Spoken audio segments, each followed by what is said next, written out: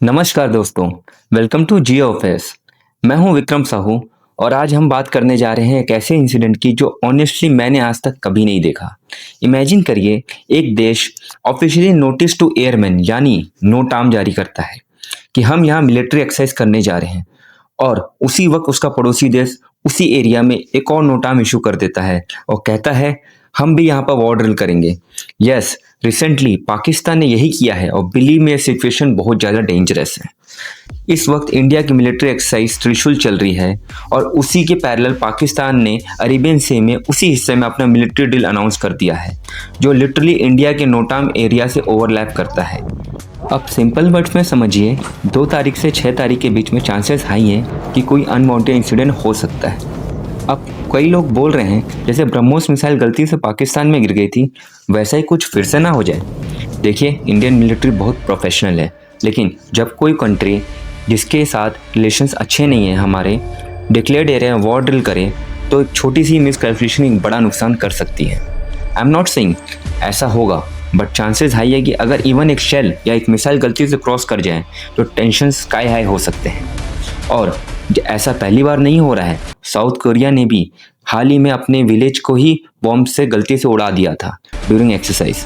as global war drills are increasing, risk of misfire and miscommunication भी बढ़ रहा है। अब पाकिस्तान ने प्रोएक्टिव स्टेप क्यों लिया है? Simple reason, distraction. पाकिस्तान की इकोनॉमी आज लिटरली कोलैप्स की कगार पर है। इन्वेस्टमेंट आ नहीं रही है, डॉलर रिजर्व्स खत्म हो रहे हैं और सरकार को एक एक्सटर्नल इशू चाहिए ताकि लोग इंटरनल प्रॉब्लम्स भूल जाएं। और बिलीव इट और नॉट, पाकिस्तान फुल भरोसे में है कि इंडिया पाकिस्तान टेंशन बढ़ेगी तो यूएसए बीच में आकर उसे बचा लेगा, specially under Donald Trump.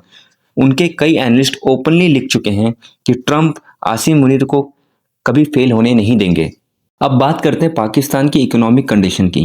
Recently एक शॉकिंग वीडियो आई थी जहां पाकिस्तान के पीएम शहबाज शरीफ ओपनली कहते हैं हमें लोन मत दो, हम लोन से डूब जाएंगे और अगर हम मदद करनी है तो हमें फ्री का पैसा दो। This is not acceptable. This is not where humanity should be directed towards. It has to be mutual cooperation. If somebody thinks that countries like Pakistan who are devastated, loans would be enough, that is not acceptable. It is something which is absolutely unacceptable because loans over loans, your back will break and you will never be able to stand up. और honestly वो गलत भी नहीं है। Loan over loans, loan पे loan और फिर loan के इंटरेस्ट पे loan, it's a vicious cycle जिसने पाकिस्तान की कमर तोड़ दी है। जैसा उन्होंने कहा, your back will break and you will never stand again. Exactly वही सिचुएशन वहाँ बन चुकी है। अब बात करते हैं कि इंडिया की प्रिपेयर्डनेस की। अगर पाकिस्तान हमारे नोटाम एरिया में एक्सरसाइज करेगा तो इंडिया क्लियरली अपनी नेवी को मैक्सिमम अलर्ट मोड में रखेगा।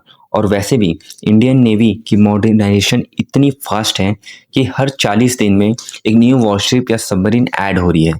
और रिसेंट अपडेट ये है कि इसरो ने इंडियन नेवी के लिए अब तक की सबसे हैवी सैटेलाइट GSAT-7R, जिसका वेट 4400 kg है, वो लॉन्च किया है।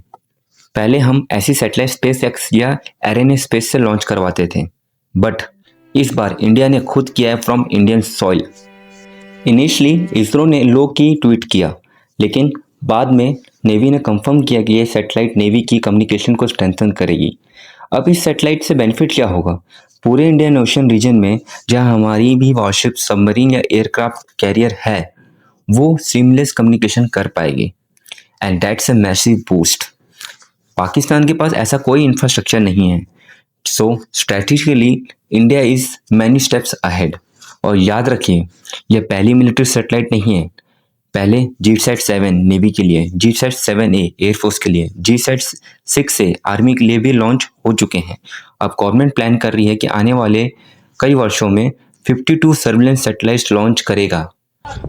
सो यस, सिचुएशन सीरियस है, लेकिन इंडिया वेल प्रिपेयर्ड है। और अगर कुछ बड़ा होता भी है सर क्रीक या अरेबियन सी रीजन में, तो हम आपको अपडेटेड वीडियोस के जरिए बताते रहेंगे।